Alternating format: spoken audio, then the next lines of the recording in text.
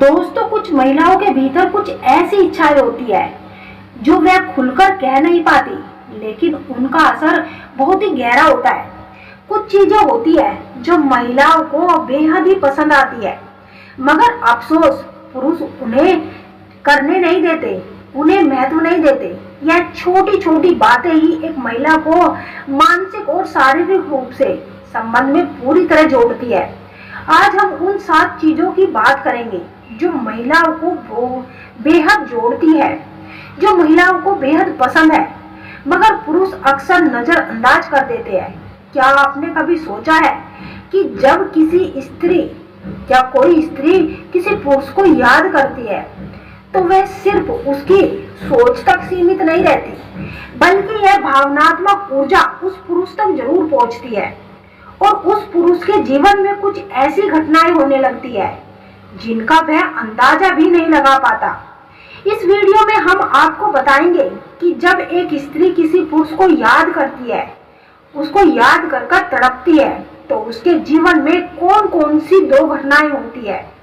दोस्तों, जब कोई स्त्री सच्चे दिल से किसी पुरुष को दिन रात याद करती है, उसकी यादों में तड़पती है, तो उसकी सोच सिर्फ एक कल्पना नहीं होती, बल्कि यह भावनात्मक कनेक्शन उस पुरुष पर भी असर डालती है। सबसे पहले उस पुरुष को अचानक उस स्त्री की याद आने लगती है, फिर चाहे वह कितना भी व्यस्त क्यों न हो, उसकी सोच में उस स्त्री की तस्वीर उभरने लगती है। यह किसी खास पल या फिर उसकी मुस्कान की वजह से हो सकता है। यह बस ऊर्जा का असर है जो उस स्त्री की यादों से निकलकर उस पुरुष तक पहुंच रही है।